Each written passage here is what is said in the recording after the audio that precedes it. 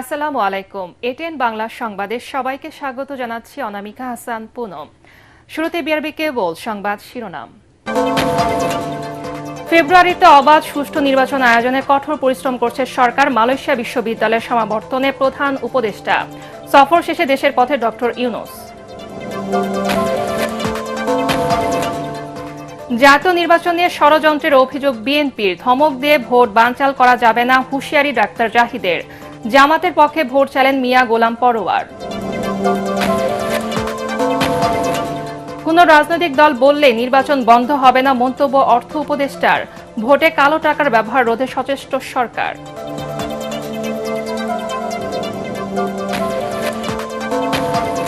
দেশের শিক্ষা প্রতিষ্ঠানগুলো জাতীয়করণের দাবিতে শিক্ষকদের সচিবালয় ঘেরাও, কর্মসূচিতে পুলিশের বাধা। প্রতিনিধিদের সাথে বৈঠকে দাবি পূরণের আশ্বাস শিক্ষা উপদেষ্টার। প্লট দুর্নীতির মামলায় শেখ হাসিনা সহ পরিবারের বিরুদ্ধে সাক্ষ্য গ্রহণ। লাশ পোড়ানোর মামলার অভিযোগ গঠনের আদেশ 21 আগস্ট। বিচার বিলম্বের অপচেষ্টা হলে কঠোর হবে ট্রাইব্যুনাল। এবং বিপদসীমার উপরে পানি খুলে দেওয়া হলো, তিস্তা ব্যারাজের সবগুলো গেট। কয়েক জেলার নিম্নাঞ্চল প্লাবিত, পানিবন্দী অর্ধলক্ষ মানুষ। উত্তরবঙ্গে বন্যার আশঙ্কা। শুনছিলেন বিআরবি কেবল সংবাদ শিরোনাম, এবারে বিস্তারিত। ফেব্রুয়ারিতে অবাধ, সুষ্ঠু ও নিরপেক্ষ নির্বাচন আয়োজনে অন্তর্বর্তী সরকার কঠোর পরিশ্রম করছে বলে জানিয়েছেন প্রধান উপদেষ্টা ডক্টর মোহাম্মদ ইউনূস। সকালে ইউনিভার্সিটি কেবাংসান মালয়েশিয়ায় সমাবর্তন বক্তৃতায় তিনি বলেন, গণতন্ত্রকে শক্তিশালী ও জনগণের কাছে ক্ষমতা ফিরিয়ে দিতে প্রস্তুত তার সরকার। সমাবর্তন অনুষ্ঠানে ডক্টর ইউনূসকে সম্মানসূচক ডক্টরেট ডিগ্রি দেয় বিশ্ববিদ্যালয়টি। এদিকে 3 দিনের সফর শেষে কুয়ালালামপুর থেকে ঢাকার উদ্দেশ্যে রওনা হয়েছেন প্রধান উপদেষ্টা ডক্টর মোহাম্মদ ইউনূস। স্থানীয় সময় সন্ধ্যা 7:30টায় তিনি কুয়ালালামপুর ত্যাগ করেন। বিস্তারিত জানাচ্ছেন ইকরামুল হক সায়েম। মালয়েশিয়ার জাতীয় বিশ্ববিদ্যালয় ইউনিভার্সিটি কেবাংসান মালয়েশিয়ার সমাবর্তন অনুষ্ঠানে যোগ দেন প্রধান উপদেষ্টা ডক্টর মোহাম্মদ ইউনূস। এ সময় তাকে সম্মানসূচক ডক্টরেট ডিগ্রি দেয়া হয়।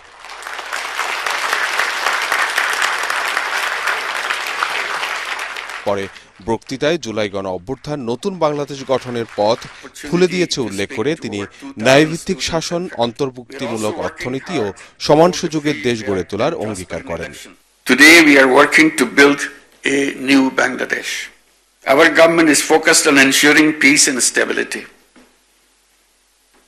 We are committed to strengthening democracy and giving power back to the rightful owners, the people of the country.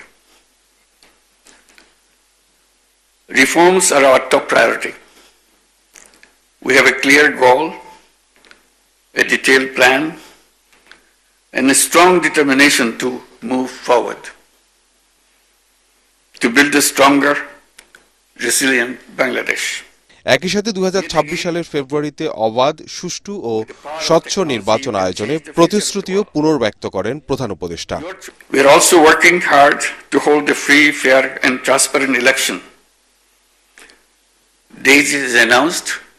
It will be held in February next year, so that power is handed over to the true representatives of the people.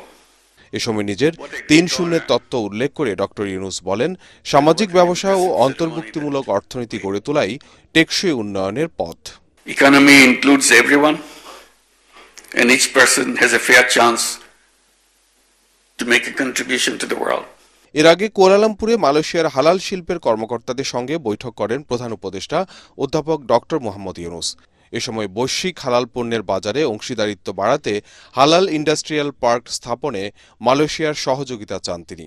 এছাড়া প্রধান উপদেষ্টার সঙ্গে সৌজন্য সাক্ষাৎ করেছেন মালয়েশিয়ার শিক্ষামন্ত্রী ওয়াইবি ফাদলিনা সিদেক। ইকরামুল হক Sayem, ATN Bangla. জনগণ এখন নির্বাচনমুখী। ধমক দিয়ে ভোট বানচাল করা যাবে না বলে হুঁশিয়ারি দিয়েছেন বিএনপির নীতি নির্ধারকরা। রাজধানীতে আলাদা অনুষ্ঠানে নেতারা আরও বলেন, জাতীয় নির্বাচন নিয়ে এখনও নানা ষড়যন্ত্র চলছে। ধর্মভিত্তিক একটি দল নিজেদের অপকর্ম আড়াল করতে বিএনপির বিরুদ্ধে নানা অপপ্রচার চালাচ্ছে। এদিকে 15 আগস্ট বেগম খালেদা জিয়ার 80তম জন্মদিনে দলীয় প্রধানের রূপ মুক্তি কামনায় মিলাদ ও দোয়া মাহফিলের কর্মসূচি ঘোষণা করেছে বিএনপি। এ সময় কেক কাটা সহ কোনো বড় আয়োজন করা থেকে দলীয় নেতা কর্মীদের বিরত থাকার আহ্বান জানানো হয়েছে। মইনুল হাসানের রিপোর্ট। বিএনপি সমর্থক চিকিৎসকদের সংগঠন ডক্টরস অ্যাসোসিয়েশন অফ বাংলাদেশ ড্যাবের নবনির্বাচিত নেতাদের নিয়ে দলের প্রতিষ্ঠাতা সাবেক রাষ্ট্রপতি জিয়াউর রহমানের সমাধিতে শ্রদ্ধা জানাতে আসেন স্থায়ী কমিটির সদস্য ডাক্তার AZM জাহিদ হোসেন। শ্রদ্ধা নিবেদনের আনুষ্ঠানিকতা শেষে সাংবাদিকদের তিনি বলেন, জনগণ ভোটাধিকার প্রয়োগের মাধ্যমে তাদের প্রতিনিধি নির্বাচনে উদ্গ্রীব হয়ে আছে। ষড়যন্ত্র করে কোনো লাভ হবে না। সরকারের একটি অংশ, সেই অংশের পক্ষ থেকে কেউ কেউ যখন বলেন নির্বাচন এটা না করলে হতে দিব না, ওটা না করলে হতে দিব না, আবার গণতন্ত্রের কথা বলবেন, কোনো অবস্থাতেই যারা পেছনের দরজা দিয়ে ক্ষমতার স্বাদ গ্রহণ করার জন্য চিন্তা ভাবনা করছেন তারাই হয়তো পিআর পদ্ধতির কথা বলে থাকেন। আমাদের এখন দায়িত্ব হচ্ছে সবাইকে সাথে নিয়ে আগামীতে এমন একটি জাতীয় নির্বাচনের পরিবেশ সৃষ্টি করা যেখানে মানুষ নির্বিঘ্নে তার ভোটাধিকার প্রয়োগ করতে পারবে। জনগণ বেছে নেবে তার প্রতিনিধি কে হবে। আমি আহ্বান জানাবো, আপনাদের কর্মসূচি নিয়ে মাঠে থাকেন, ধমক দিয়ে থামিয়ে রাখা যাবে না নির্বাচনী অভিযাত্রাকে। এদিকে গুলশানের একটি হোটেলে বিদেশি বিনিয়োগকারী সম্মেলন শেষে বিএনপির স্থায়ী কমিটির আরেক সদস্য আমির খসরু মাহমুদ চৌধুরী সাংবাদিকদের বলেন, নির্বাচিত সরকার ছাড়া বিনিয়োগকারীদের আস্থা ফেরানো সম্ভব নয়। জনগণের অধিকার ভোট দিয়ে তার প্রতিনিধি নির্বাচন করে তাকে দায়বদ্ধ করা, সেটা কোনো ব্যক্তি কিংবা দল কিংবা গোষ্ঠীর জন্য হয় না। এখন পর্যন্ত গত 17 বছরে কেউ দায়বদ্ধ না জনগণের কাছে, এখনো না। তারা দায়বদ্ধ সরকার চায়, নির্বাচিত সরকার চায়। অন্যদিকে চেয়ারপারসনের গুলশান কার্যালয়ে সংবাদ সম্মেলনে দলের সিনিয়র যুগ্ম মহাসচিব রুহুল কবির রিজভী বলেন, বিএনপির প্রতি জনসমর্থন দেখে ভীত হয়ে ধর্মভিত্তিক একটি দল নানা অপপ্রচার চালাচ্ছে। গণতন্ত্রের চর্চা যদি প্রলম্বিত হতে থাকে তাহলে লাভ কার? আমরা তো 5ই আগস্ট এই যে একটা মাইল ফলক তৈরি হয়েছে গণতন্ত্রের জন্য, তো গণতন্ত্র তো নির্বাচনহীন সরকার বা নির্বাচনহীন সমাজ রাষ্ট্র, এটা তো গণতন্ত্রের কোনো নমুনা হতে পারে না। বেগম খালেদা জিয়ার ৮০তম জন্মদিন উপলক্ষে আগামী শুক্রবার দলীয় প্রধানের রোগ মুক্তি কামনায় মিলাদ ও দোয়া মাহফিলের কর্মসূচি ঘোষণা করে তিনি বলেন, এর বাইরে কেক কাটা সহ কোনো বড় আয়োজন করা যাবে না। মইনুল হাসান, এটিএন বাংলা, ঢাকা। নতুন বাংলাদেশ প্রতিষ্ঠা হলে জামাতের কাছে তরুণরাই অগ্রাধিকার পাবে বলে জানিয়েছেন দলের সেক্রেটারি জেনারেল মিয়া গোলাম পরোয়ার। খুলনার ডোমরিয়ায় এক সমাবেশে তিনি একথা জানান। এ সময় তিনি বিভিন্ন রাজনৈতিক মতাদর্শের মানুষের কাছে জামাতকে একবার দেশ পরিচালনার সেবার সুযোগ দেওয়ার আহ্বান জানান। সারা দেশে দাঁড়িপাল্লা প্রতীকের অনুকূলে গণজোয়ার সৃষ্টি করতে নেতাকর্মীদেরও নির্দেশ দেন জামাতের সেক্রেটারি জেনারেল। বিএনপি জাতীয় পার্টি যারা আছেন সব ভাইয়ের কাছে, সবাই আমার ভাই, অনেকেই আত্মীয় স্বজন আছেন, বন্ধু বান্ধব আছেন, এক বাজারে বাজার করি, এক মসজিদে নামাজ পড়ি, একসাথেই দেখা সাক্ষাৎ হয়। কোনো সত্যতা আমার আক্রোশ নেই, দু হাত বাড়িয়ে আমি আপনাদের জন্য অপেক্ষা করি যে আসেন। সবাইকে তো দেশ শাসনের সুযোগ দিলেন, এবার একটু আল্লাহওয়ালা লোক ইসলামপন্থীরা মিলেমিশের চেষ্টা করছে, তাদেরকে একবার একটু সুযোগ দেন। সুষ্ঠু নির্বাচন আয়োজনে আইন শৃঙ্খলা পরিস্থিতি নিয়ন্ত্রণে অর্থ মন্ত্রণালয় সর্বাত্মক সহযোগিতা করবে বলে জানিয়েছেন অর্থ উপদেষ্টা ডক্টর সালেউদ্দিন আহমেদ। সচিবালয়ে জাতীয় পেনশন কর্তৃপক্ষের ইউ পেনশন অ্যাপের উদ্বোধন অনুষ্ঠানে তিনি একথা বলেন। অর্থ উপদেষ্টা বলেন, নির্বাচনে যাতে কালো টাকার ব্যবহার না হয় সে বিষয়ে লক্ষ্য রাখা হবে। কোনো দল রাজনৈতিক বক্তব্য দিলে নির্বাচন বন্ধ হয়ে যাবার সুযোগ নেই বলে মন্তব্য করেছেন অর্থ উপদেষ্টা। রিপোর্ট করছেন ইয়াসিন রানা। সচিবালয়ে জাতীয় পেনশন কর্তৃপক্ষের ইউ পেনশন অ্যাপের উদ্বোধন করেন অর্থ উপদেষ্টা ডক্টর সালেউদ্দিন আহমেদ। অ্যাপের মাধ্যমে সর্বজনীন পেনশন স্কিম পরিচালনার নানা সুবিধার কথা তুলে ধরেন বক্তারা। এ সময় অর্থ উপদেষ্টা বলেন, সুষ্ঠু নির্বাচন আয়োজনে সর্বাত্মক সহযোগিতা করবে তার মন্ত্রণালয়। ভালো হবে, আমরা সাপোর্ট দিচ্ছি অর্থ মন্ত্রণালয় থেকে, ল অ্যান্ড অর্ডার যা যা লাগে নানা রকম নির্বাচন করার যে সমস্ত হিসাবে সব প্রকার সহায়তা হবে। নির্বাচনে কালো টাকার ব্যবহার বন্ধে রাজনৈতিক দলগুলোকে সচেতনতার আহ্বান জানান অর্থ উপদেষ্টা সালেউদ্দিন আহমেদ। কালো টাকা যাতে, এখন রাজনৈতিক জিনিস আমি সবসময় অর্থনৈতিক উন্নতি রাজনৈতিক কালচারের সাথে, এখন যদি ওনারকে এনকারেজ করে টাকা পয়সা দিয়ে সে করবেন, নমিনেশন দেবেন, ভোট দেবেন, তখন আমি তো অর্থমন্ত্রণালয় কিছু করতেছে তারা। সাংবাদিকদের প্রশ্নের জবাবে অর্থ উপদেষ্টা বলেন, কেউ রাজনীতির মাঠে নির্বাচন বন্ধের বক্তব্য দিলেই নির্বাচন বন্ধ হয়ে যায় না। রাজনৈতিক বক্তব্য রাখুক না, রাজনৈতিক আমি তো বামপন্থী রাজনীতি, আমি কত কথা বলছি যে বন্ধ করে দাও, হল বন্ধ করে দাও বলছে নাকি, আমার কথা কি হল বন্ধ রেখেছে নাকি? ঋণ খেলাপিরা আগামী নির্বাচনে অংশ নিতে পারবেন না জানিয়ে অর্থ উপদেষ্টা বলেন, অনেকেই হাইকোর্ট থেকে স্টে অর্ডার নিয়ে ভোটে প্রার্থী হবার সুযোগ নেন। ইয়াসিন রানা, এটিএন বাংলা, ঢাকা। অন্তর্বর্তী সরকার থেকে পদত্যাগের ইঙ্গিত দিলেন স্থানীয় সরকার এবং যুব ক্রীড়া উপদেষ্টা আসিফ মাহমুদ সজীব ভুঁইয়া। ত্রয়োদশ জাতীয় সংসদ নির্বাচনের তফসিল ঘোষণার আগেই উপদেষ্টা পদ থেকে সরে দাঁড়াচ্ছেন বলে জানিয়েছেন তিনি। যুক্তরাষ্ট্র ভিত্তিক সংবাদ মাধ্যম ঠিকানার এক অনুষ্ঠানে তিনি নিজে এই সিদ্ধান্তের কথা জানান। আসিফ মাহমুদের মতে, কেউ রাজনীতিতে সক্রিয় থাকলে নির্বাচনকালীন সরকার তার থাকা উচিত নয়, তাই তফসিল ঘোষণার আগে তিনি দায়িত্ব ছেড়ে দেবেন। তবে আসন্ন জাতীয় নির্বাচনে তিনি প্রার্থী হবেন কিনা বা জাতীয় নাগরিক পার্টি এনসিপিতে যোগ দেবেন কিনা সে বিষয়ে কোনো মন্তব্য করেননি। এ নিয়ে আসিফ মাহমুদের ভেরিফাইড ফেসবুক পোস্টে একটি ফটোকার্ডও পোস্ট করা হয়, যদিও পরে সেই পোস্ট আর দেখা যাচ্ছে না সামাজিক যোগাযোগ মাধ্যমে।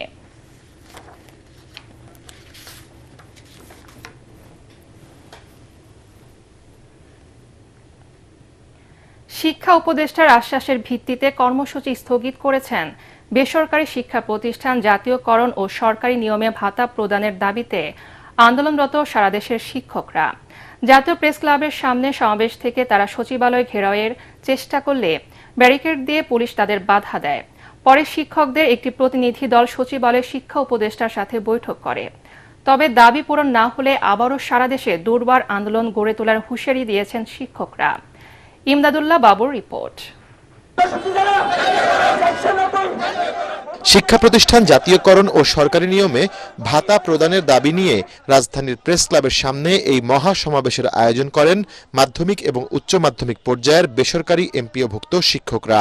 এতে সারা দেশ থেকে এমপিওভুক্ত স্কুল, কলেজ, মাদ্রাসা ও কারিগরি শিক্ষা প্রতিষ্ঠানের কয়েক হাজার শিক্ষক শিক্ষিকা অংশ নেন।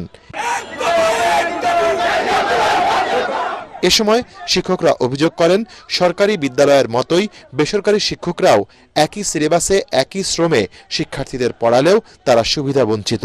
সরকারি যে বৈষম্যটা, তাদের 45% থেকে 50% বা 60% বাসা ভাড়া দেওয়া হয়, আমাদেরকে দেওয়া হয় শুধু 1000 টাকা। সারা বাংলাদেশের কোথাও কি 1000 টাকা দিয়ে বাড়ি ভাড়া পাওয়া যায় নাকি? ঢাকা বিশ্ববিদ্যালয়ে পড়াশোনা করে আমি মাস শেষে বেতন পাই 13,750 টাকা। সবকিছু মিলে আপনি চিন্তা করুন তো, এই জামানায় এসে 13,750 টাকা চলা যায়? এমপিও ভুক্তি হওয়ায় বেসরকারি প্রতিষ্ঠানগুলো শিক্ষকদের নামমাত্র বেতন দিচ্ছে অভিযোগ করে দেশের সব শিক্ষা প্রতিষ্ঠান জাতীয়করণ করতে সরকারের কাছে দাবি জানান তারা। আমরা প্রতিষ্ঠান থেকে কিছু পাচ্ছি না, কারণ প্রত্যন্ত অঞ্চলের যে বিদ্যালয়গুলো আছে বিভিন্ন সমস্যার সম্মুখীন। 10% স্টুডেন্টদেরকে সরকারি শিক্ষকরা পড়াচ্ছেন, আর বাকি 90% স্টুডেন্ট আমরা পড়াচ্ছি। বিদেশের মতো এবং মধ্যপ্রাচ্যের মতো সারা বিশ্বে, আমেরিকাতে যেভাবে প্রতিষ্ঠান চলে, সব জাতীয়করণ আমরা চাই। এক পর্যায়ে শিক্ষকরা সচিবালয় অভিমুখে পদযাত্রা করেন। সচিবালয়ের সামনে ব্যারিকেড দিয়ে পুলিশ তাদের বাধা দেয়। সেখানেই অবস্থান নিয়ে বিক্ষোভ করেন তারা। পরে শিক্ষকদের 12 সদস্যের একটি প্রতিনিধি দল শিক্ষা উপদেষ্টার সাথে সচিবালয়ে বৈঠক করে।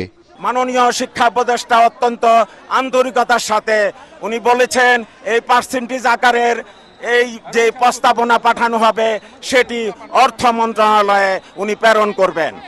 এটি মূল আশ্বাস। বোনাস 50% ছিল, আগামী ঈদ থেকে ওনাদের বোনাস 75% করার জন্য অলরেডি প্রস্তাব প্রেরণ করা হয়েছে। মেডিকেল ভাতা 500 টাকা থেকে 1000 টাকা বৃদ্ধির জন্য প্রস্তাবনা প্রেরণ করা হয়েছে। শিক্ষকদের এই কর্মসূচির কারণে বন্ধ হয়ে যায় প্রেস ক্লাব এবং আশপাশের এলাকায় যান চলাচল। এতে ভোগান্তিতে পড়েন নগরবাসী। ইমদাদুল্লাহ বাবু, এটিএন বাংলা, ঢাকা। রাজকের প্লট দুর্নীতির 3টি মামলায় ক্ষমতাচ্যুত প্রধানমন্ত্রী শেখ হাসিনা ও তার পরিবারের অন্যান্য সদস্য সহ 23 জনের বিরুদ্ধে প্রথম দিনের সাক্ষ্য গ্রহণ শেষ হয়েছে আজ। আগামী 28 আগস্ট সাক্ষ্য গ্রহণের পরবর্তী দিন ঠিক করেছেন নিম্ন আদালত। এদিন দুদকের কর্মকর্তারা সাক্ষ্য দেওয়ার সময় আদালতকে জানান, রাজকের আবাসন নীতিমালার সকল আইন ভঙ্গ করে ক্ষমতার অপব্যবহার করে বোন শেখ রেহেনা সহ পরিবারের সদস্যদের নামে 30 কাঠা প্লট বরাদ্দ দেন স্বৈর শাসক শেখ হাসিনা। জিএম তসলিমের রিপোর্ট। প্রধানমন্ত্রী পদে থাকা অবস্থায় রাজধানীর পূর্বাঞ্চলে রাজুকের প্লট বরাদ্দ নেন শেখ হাসিনা, ছেলে সজীব ওয়াজেদ জয় ও মেয়ে সায়মা ওয়াজেদ পুতুল। বিষয়টি জানার পর নিজের নামেও প্লট বরাদ্দ চান শেখ রেহানার মেয়ে সাবেক ব্রিটিশ এমপি টিউলিপ সিদ্দিক। পরে শেখ রেহানা সহ ছেলে রাদওয়ান মুজিব সিদ্দিক, মেয়ে টিউলিপ ও আজমিনা সিদ্দিকের নামেও 30 কাঠার প্লট বরাদ্দ দেওয়া হয়। বুধবার ঢাকার চতুর্থ বিশেষ জজ আদালতে এমনটি সাক্ষ্য দিয়েছেন দুদকের কর্মকর্তারা।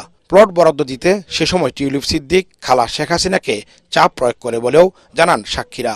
টিউলিপ সিদ্দিকী ব্রিটিশ পার্লামেন্টের মেম্বার হিসাবে বিশেষ ক্ষমতার অধিকারী হয়ে তার খালা সাবেক প্রধানমন্ত্রী শেখ হাসিনার উপর প্রভাব এবং চাপ প্রয়োগ করে তিনি তার মাতা রেহানা সিদ্দিক, শেখ রেহানা, তার ভ্রাতা রাদওয়ান মুজিব সিদ্দিক এবং বোন আজমিনা সিদ্দিক বরাবরে পূর্বাচল নতুন শহর ডিপ্লোম্যাটিক জোনে প্লট প্রাপ্তির ব্যবস্থা করে দিয়েছে।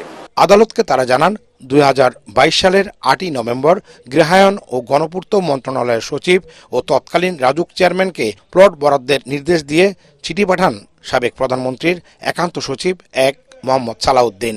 অবৈধভাবে তার সুবিধা পাওয়ার আশায় প্রধানমন্ত্রীর কার্যালয় থেকে যে নির্দেশনা গিয়েছে সেই নির্দেশনা অনুযায়ী তারা এই প্লট বরাদ্দের বিষয়ে তারা রাজুকের যে চেয়ারম্যান তাকে সুপারিশ করেছে বা নির্দেশ দিয়েছে, সেই অনুযায়ী তাকে এই প্লটগুলো বরাদ্দ দেওয়া হয়েছে।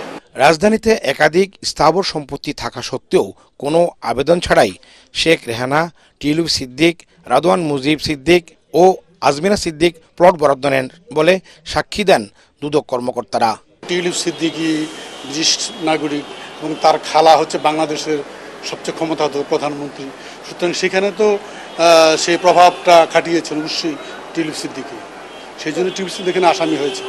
এর আগে একই অভিযোগে দায়ের করা পৃথক 3টি মামলার সাক্ষ্য গ্রহণ শেষ হয় গত সোমবার। GM Taslim, ATN Bangla, Dhaka. বিচারের কাজ বিলম্বিত করার অপচেষ্টা করা হলে টুটি চেপে ধরা হবে। রাষ্ট্র ও আসামি পক্ষকে এভাবে সতর্ক বার্তা দিলেন বিচারপতি নজরুল ইসলাম চৌধুরীর নেতৃত্বে 3 সদস্যের ট্রাইব্যুনাল 2। একই সাথে আশুলিয়ায় 6 মরদেহ পোড়ানো সহ 7 জনকে হত্যা মামলায় 21 আগস্ট অভিযোগ গঠনের আদেশ দেওয়া হবে বলে জানায় আদালত।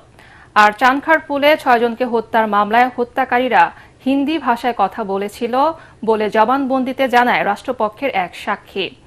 রিপোর্টে বিস্তারিত জানাচ্ছেন হুমায়ুন চিশতি। 5 আগস্ট 2024 5 মরদেহ ও জীবন্ত একজনকে পোড়ানোর ভিডিও ভাইরাল হয় সামাজিক যোগাযোগ মাধ্যমে। দেশ জুড়ে ওঠে সমালোচনার ঝড়। ওই ঘটনায় সংঘটিত মানবতাবিরোধী অপরাধে 2 জুলাই 16 জনের বিরুদ্ধে আন্তর্জাতিক অপরাধ ট্রাইব্যুনাল 2-এ আনুষ্ঠানিক অভিযোগ জমা দেয় প্রসিকিউশন। 7 আগস্ট অভিযোগ গঠনের শুনানি শেষ করে রাষ্ট্রপক্ষ।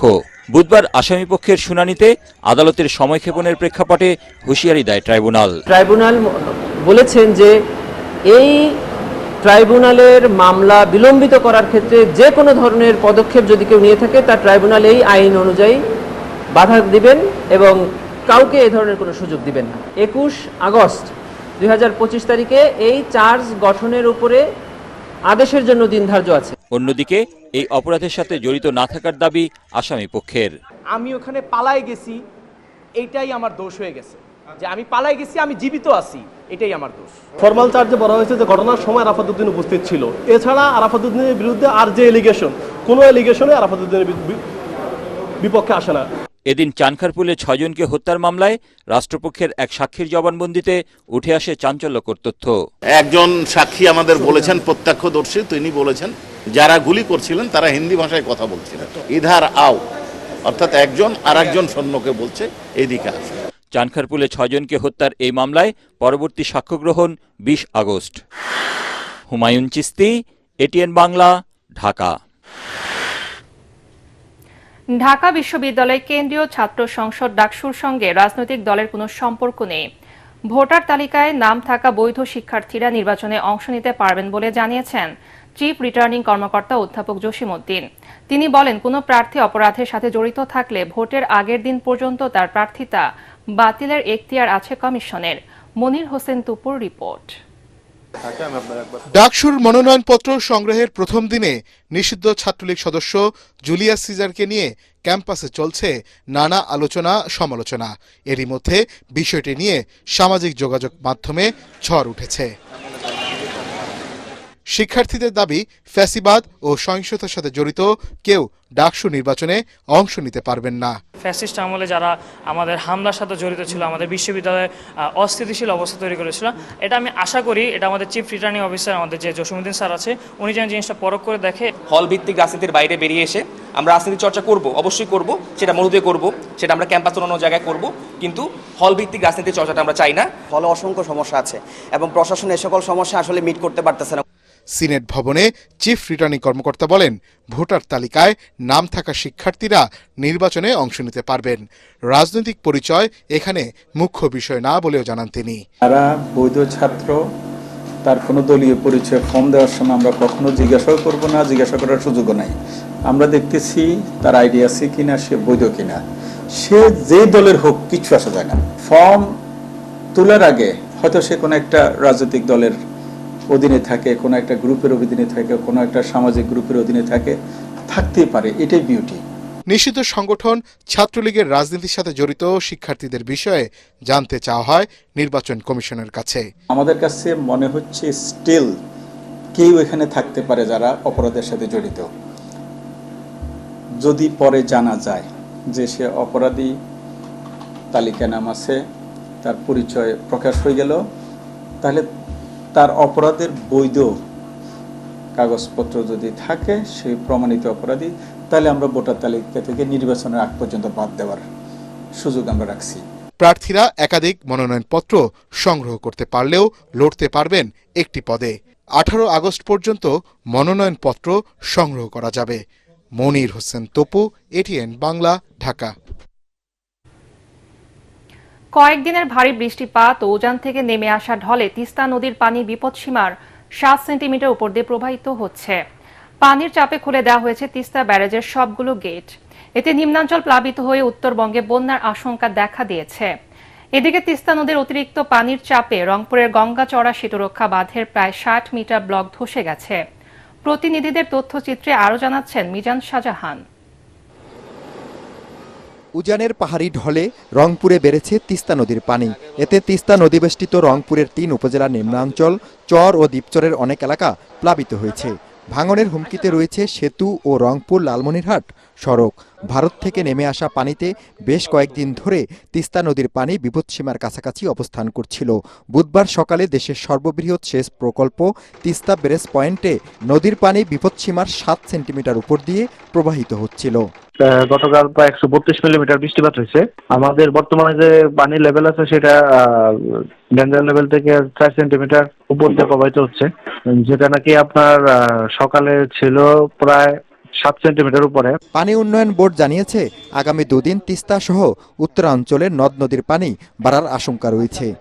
উজান থেকে নেমে আসা পানি এবং মৌসুমী বৃষ্টিপাতের ফলে চাঁপাইনবাবগঞ্জ জেলার পদ্মা এবং এর অববাহিকা অঞ্চলে বেশ কিছু নিম্নাঞ্চলে পানি ঢুকে গেছে। স্থানীয়দের অভিযোগ, গঙ্গাচড়া সেতুরক্ষা বাঁধটি গত বছর বন্যায় ক্ষতিগ্রস্ত হলেও রক্ষণাবেক্ষণে কোনো উদ্যোগ নেওয়া হয়নি। এবছর তিস্তা নদীর পানি সরাসরি বাঁধের সেই দুর্বল জায়গায় আঘাত হানায় ব্লক ধসে যাওয়া স্থানে প্রায় 70 ফুট গর্ত তৈরি হয়েছে। পানিতে উঠান আমার খাওয়া দাওয়ার গরু বাছুরলে সবই সমস্যা, বাপা হাতুলাতে রানতে পাই না। অতিরিক্ত পানির চাপে নিম্ন অঞ্চলের পাশাপাশি চরাঞ্চল এরই মধ্যে তলিয়ে গেছে। বন্যার পানি নিয়ন্ত্রণে তিস্তা ব্যারেজের 44টি জলকপাট খুলে দেওয়া হয়েছে। আমাদের স্কুলেতে পানি উঠেছে, আমাদের মাঠে পানি উঠেছে।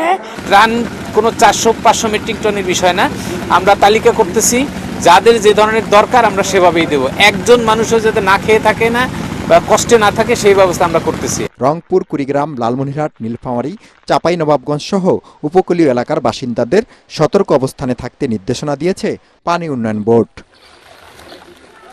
মিজান শাহজাহান, এটিএন বাংলা। বিজ্ঞাপন বিরতি শেষে আবার ফিরছি সংবাদে।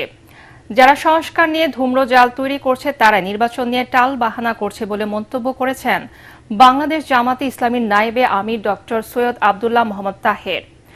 জুলাই সনদ ও ঘোষণাপত্রের আইনি ভিত্তির মাধ্যমে আগামী জাতীয় নির্বাচন সম্পন্ন করা সহ 7 দফা দাবিতে আয়োজিত বিক্ষোভ সমাবেশে প্রধান অতিথির বক্তব্যে তিনি একথা বলেন।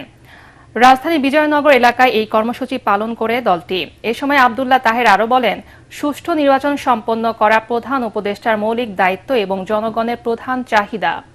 সমাবেশে বিশেষ অতিথির বক্তব্যে দলটির সহকারী সেক্রেটারি জেনারেল রফিকুল ইসলাম খান বলেন, জনগণের মতের বিরুদ্ধে কোনো কাজ করলে জনগণ তা মেনে নেবে না। আমরা নির্বাচন সুস্থ এবং জনগণের পার্টিসিপেশনে উৎসবমুখর নির্বাচন চাই। যারা এই নির্বাচনের এই পরিবেশ তৈরিতে নানা কথায় নানা অজুহাতে বাধা সৃষ্টি করে ধূম্রজাল তৈরি করে তাই নির্বাচন নিয়ে ষড়যন্ত্র করছে।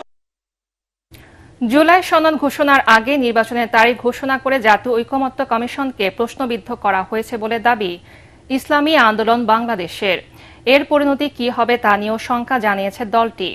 দুপুরে রাজধানীর আগারগাঁয়ে নির্বাচন ভবনে প্রধান নির্বাচন কমিশনার AMM নাসির উদ্দিনের সঙ্গে বৈঠক শেষে দলের সিনিয়র যুগ্ম মহাসচিব গাজী আতাউর রহমান সাংবাদিকদের এসব কথা বলেন। সিএসির কাছে অবিলম্বে স্থানীয় সরকার নির্বাচন সহ 7 দফা দাবি জানায় তারা।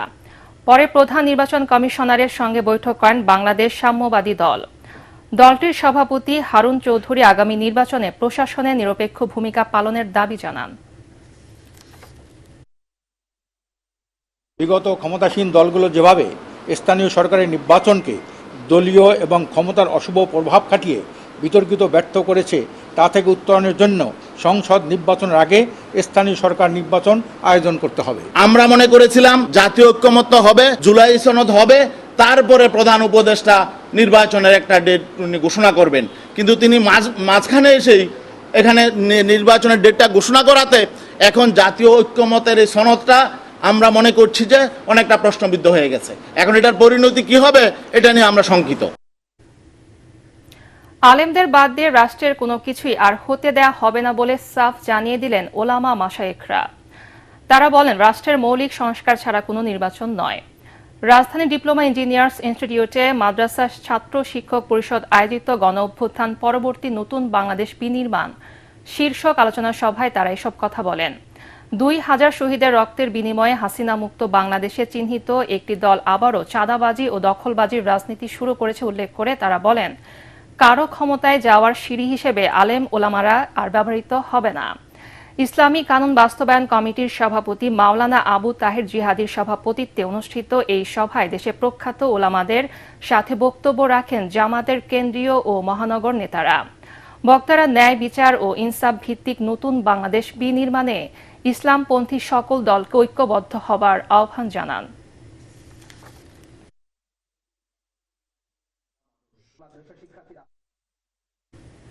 এবারে আল আরাফা ইসলামী ব্যাংক অর্থ সংবাদ।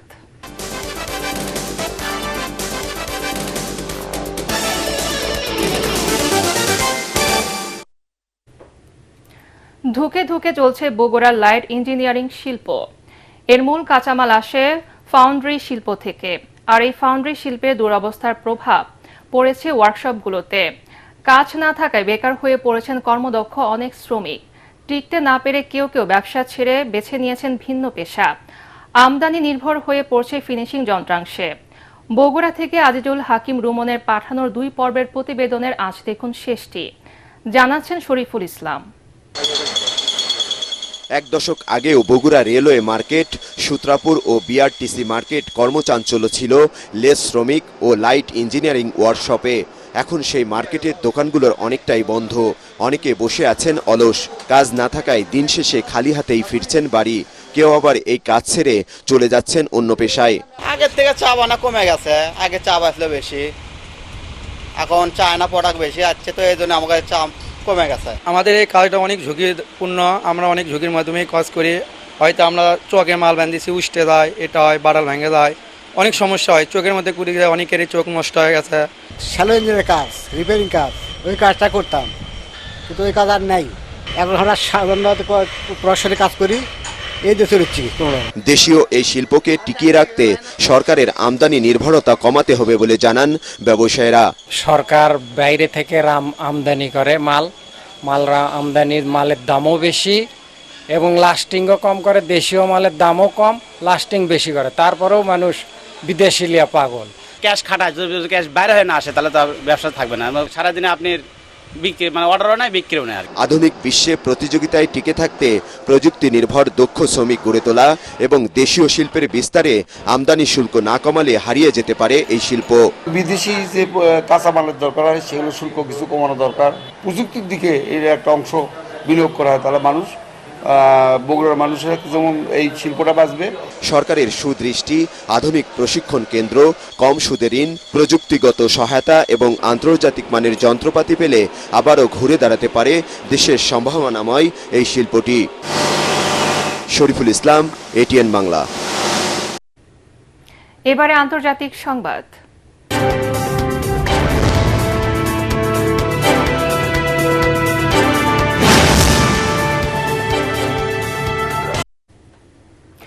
আগামী অক্টোবরের মধ্যে ভারতের সঙ্গে বাণিজ্য সমঝোতায় পৌঁছানোর আশা প্রকাশ করেছেন যুক্তরাষ্ট্রের অর্থমন্ত্রী স্কট বেসেন্ট।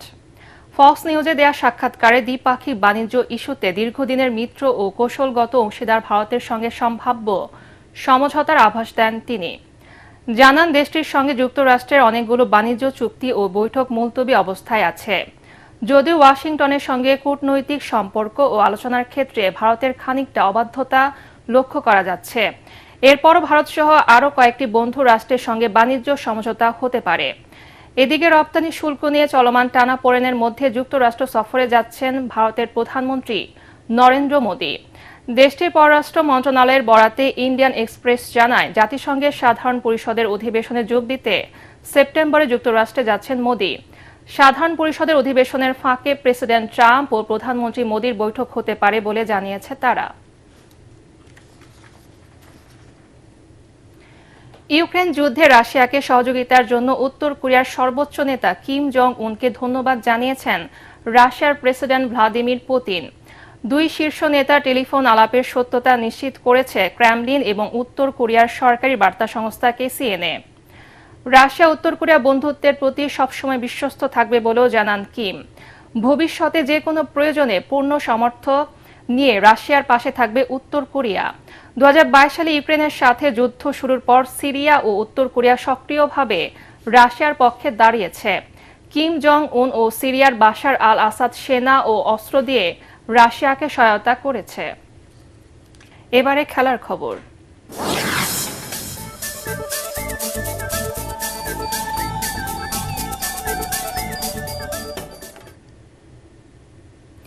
ইউরোপিয়ান ফুটবল মৌসুমের প্রথম বড় টুর্নামেন্ট সুপার কাপের শিরোপা জয়ে রাতে চ্যাম্পিয়ন্স লিগ জয়ী পিএসজির মুখোমুখি হবে ইউরোপা লিগ জয়ী টটেনহ্যাম হটস্পার। ইতালির উদিনেসে বাংলাদেশ সময় রাত 1টায় শুরু হবে ম্যাচটি। সবশেষ উয়েফা সুপার কাপের শিরোপা ঘরে তুলেছিল রিয়াল মাদ্রিদ। প্রতি বছর ইউরোপিয়ান ফুটবল প্রতিযোগিতার শুরু হয় সবশেষ মৌসুমে চ্যাম্পিয়ন্স লিগ জয়ী দল ও ইউরোপা লিগ জয়ী দলের মধ্যকার লড়াই দিয়ে। ইনজুরির সমস্যা না থাকায় পূর্ণ শক্তি নিয়ে মাঠে নামবে ফ্রান্সের প্রতিনিধিরা। তবে গোলবারের নিচে থাকছেন না জিয়ানলুইগি ডোন্নারুমা। পিএসজি ছাড়ছেন এই ইতালিয়ান। এদিকে শৃঙ্খলাজনিত কারণে সুপার কাপের ফাইনালে নেই স্পার্স মিডফিল্ডার ওয়াইভেস বিসৌমা। তবে ইনজুরি কাটিয়ে মাঠে ফিরবেন স্ট্রাইকার ডোমিনিক সোলান। তবে প্রথমবারের মতো সুপার কাপে খেলবে টটেনহ্যাম, আর দ্বিতীয়বারের মতো এই অভিজ্ঞতা নেবে পিএসজি।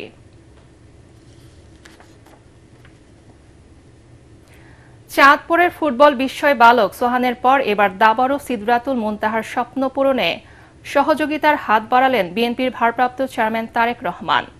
নারায়ণগঞ্জের এই খুদে দাবারু বিশ্ব ক্যাডেট চ্যাম্পিয়নশিপে খেলার সুযোগ পেলেও অর্থের অভাবে যেতে পারছিলেন না।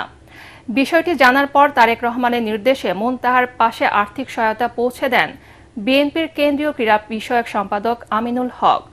সেই সাথে ভবিষ্যতেও তার পাশে থাকার আশ্বাস দেন। রিপোর্ট করছেন SM আশরাফ।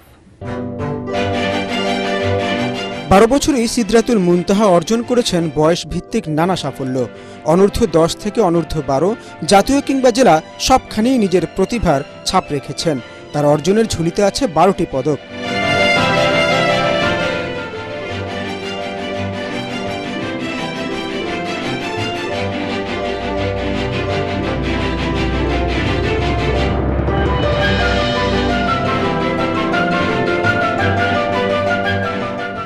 এবার নিজের রেটিং বাড়ানোর জন্য খেলতে চান আগামী 18 সেপ্টেম্বর থেকে কাজাকিস্তানে শুরু হতে যাওয়া ফিদে ওয়ার্ল্ড ক্যাডেট দাবা চ্যাম্পিয়নশিপে। কিন্তু কাপড় ব্যবসায়ী বাবা সেই অর্থ কিভাবে জোগাড় করবেন তা নিয়ে যখন দুশ্চিন্তায়, তখনই দরজায় কড়া নাড়ে আশার আলো। হাজির হন জাতীয় ফুটবল দলের সাবেক অধিনায়ক আমিনুল হক। আমরা নারায়ণগঞ্জের চাষারে এসেছি এবং আমাদের খুদে দাবারু অনূর্ধ্ব 12 বয়সে যিনি ইতিমধ্যে বাংলাদেশ চ্যাম্পিয়ন হয়েছে, আমাদের সিদরাতুল মুনতাহা। এবং আমি যখন শুনলাম যে আগামী 18 সেপ্টেম্বর কাজাকিস্তানে একটি ফিদে ওয়ার্ল্ড ক্যাডেট যে দাবা 2025 সালের যে দাবাটি অনুষ্ঠিত হবে, আন্তর্জাতিক একটি টুর্নামেন্ট, সেই টুর্নামেন্টে অর্থের অভাবে সিদরাতুল মুনতাহার মতো এত প্রতিভাবান একজন খুদে দাবারু খেলায় অংশগ্রহণ করতে পারবে না। আমার কাছে শোনা মাত্রই আমি বিষয়টিকে সাথে সাথে দায়িত্ব নিয়ে, এবং আপনারা জানেন যে আমাদের মাননীয় ভারপ্রাপ্ত চেয়ারম্যান জনাব তারেক রহমান এই ধরনের খুদে প্রতিভা খোঁজার জন্য ইতিমধ্যে তিনি কিন্তু ডিক্লেয়ার করেছেন। নতুনভাবে এই যে নতুন কোরিয়া স্পোর্টস নামে আমরা সারা বাংলাদেশের যারা প্রতিভাবান খুদে খেলোয়াড় রয়েছেন তাদেরকে কালেক্ট করে সরকারিভাবে তাদেরকে পেট্রোনাইজ করে আমরা যাতে রাষ্ট্রীয়ভাবে একটি সমৃদ্ধশালী একটি ক্রীড়াঙ্গনের যে আমাদের যে পাইপলাইন সেটা আমরা তৈরি করতে পারি, সেই লক্ষ্য নিয়ে কিন্তু আমরা কয়েকদিন আগে চাঁদপুরের মতলবে আমি গিয়েছিলাম।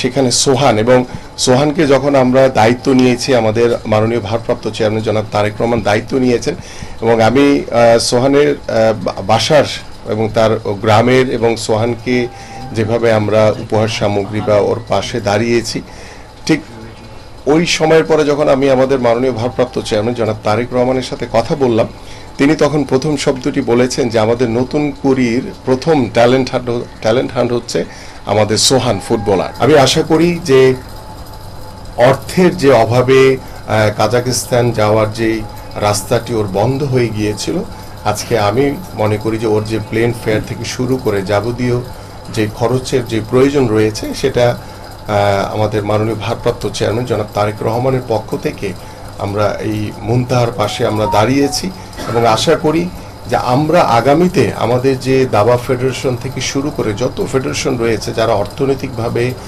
কিছুটা দুর্বল, সরকারের পক্ষ থেকে সার্বিক সহযোগিতার মাধ্যমে আমরা তাদের পাশে সবসময় থাকব। টুর্নামেন্টে যাওয়ার স্বপ্ন পূরণ হতে যাওয়ায় খুশি মুনতাহাও, পরিবারও জানায় কৃতজ্ঞতা। এখন বর্তমানে যে অবস্থায় অ্যাডহক কমিটি আছে, তো এখনো ওই জিনিসটা ওইভাবে সরকারিভাবে ওনারা পায় নাই, বিধায় তারা এনটিপি রেজিস্ট্রেশন এটি তারা করে নাই। তবে কথা চলতেছে যদি তারা কোনো জায়গা থেকে কিছু ব্যবস্থা করতে স্পন্সর পায় তো হয়তো বা করতে পারে, কিন্তু শিওর না। এটা হলো আপনার ফেডারেশনের বর্তমানে আর কি কমিটি, তো পূর্ণাঙ্গ কমিটি না। বাংলাদেশ যে আন্ডার 8, আন্ডার 10, আন্ডার 12 যারা চ্যাম্পিয়ন হয়, ছেলে এবং মেয়ে উভয় আর কি ক্যাটাগরিতে, আর এই খেলাটার ওই ওয়ার্ল্ড কাপ, এটা বাচ্চাদের ওয়ার্ল্ড কাপ, এটা যারা চ্যাম্পিয়ন হয় তারাই যেতে পারে। ঠিক আছে, তো ওই সিদরাতুল মুনতাহা বর্তমান 2025 এই আন্ডার 12 চ্যাম্পিয়ন, তো ওই হিসাবে ফেডারেশন থেকে ওর নাম নমিনেশন হয়েছে। তো ওই জায়গা থেকে ইনভিটেশন আসে, তারপরে ওদের আর কি যাওয়ার প্রস্তুতি হয়। শুধু এটা না, আগামীতে এই ওয়ার্ল্ড কাপের পরে আরেকটা আছে যেটা থাইল্যান্ডে স্কুল এশিয়ান টুর্নামেন্ট, ওটার মধ্যেও যারা চ্যাম্পিয়ন তারা জিতে পারবে। আর এইভাবে যেতে পারবে যাতে টাকা আছে, অনেক টাকা দিয়ে ওটা জিতে হয়, কিন্তু ওদের ওই জায়গার অর্গানাইজার ওই আবার আপনার কিছু ব্যবস্থা ফ্রি দেয় আর কি, থাকা খাওয়াটা 5 স্টারে থাকা খাওয়াটা ফ্রি দেয় আর কি। শুধু আমার চিন্তা করতেছি না, আমি আরও 4-5 জন খেলোয়াড় যারা আছে ওনাদেরও দায়িত্ব আমিনুল ভাই নিবে, আমি আশা করি। এই অর্থ টুর্নামেন্টে ভালো খেলার অনুপ্রেরণা হিসেবে কাজ করবে বলে জানান দাবারু সিদরাতুল মুনতাহা। প্রায় প্রতিদিনই আল্লাহর কাছে দোয়া করেছি যে আমার এই টুর্নামেন্টে যাওয়ার স্বপ্নটি যেন হাতছাড়া না হয়। আল্লাহ আমার দোয়া কবুল করে দিয়েছেন, ইনশাল্লাহ ভালো করে আসতে পারবো, একটা প্রাইজ পেলে খুবই ভালো হবে আর কি। আমার ইচ্ছা আছে ফার্স্ট, সেকেন্ড, থার্ডের মতো থাকা, এবং আর কি আমার রেটিং আপাতত কম আছে, এটা ইনশাল্লাহ আমি বাড়াতে পারবো, মানুষদের পাশে দাঁড়াতে এবং অন্য খেলোয়াড়দের সাহায্য করতে। উনি যে আমার এই বাসায় এসেছে, এমন এটা আমার কাছে স্বপ্নের মতো লাগছে। S M Ashraf, ATN Bangla. ATN বাংলার নাম ব্যবহার করে সাংবাদিক নামধারী কিছু ব্যক্তি সংবাদ সংগ্রহের নামে দেশের বিভিন্ন স্থানে চাঁদাবাজি করছে। এই ধরনের চাঁদাবাজ ও ভুয়া নাম ব্যবহারকারীদের নিকটস্থ থানায় সোপর্দ করার জন্য অনুরোধ জানাচ্ছে এটিএন বাংলা কর্তৃপক্ষ। শেষ করার আগে বিআরবি কেবল সংবাদ শিরোনাম আরেকবার। ফেব্রুয়ারিতে অবাধ সুষ্ঠু নির্বাচন আয়োজনে কঠোর পরিশ্রম করছে সরকার। মালয়েশিয়া বিশ্ববিদ্যালয়ের সমাবর্তনে প্রধান উপদেষ্টা। সফর শেষে দেশের পথে ডক্টর ইউনূস। জাতীয় নির্বাচন নিয়ে ষড়যন্ত্রের অভিযোগ বিএনপির। ধমক দিয়ে ভোট বানচাল করা যাবে না, হুঁশিয়ারি ডাক্তার জাহিদের। জামাতের পক্ষে ভোট চাইলেন মিয়া গোলাম পরোয়ার। কোন রাজনৈতিক দল বললে নির্বাচন বন্ধ হবে না, মন্তব্য অর্থ উপদেষ্টার। ভোটে কালো টাকার ব্যবহার রোধে সচেষ্ট সরকার।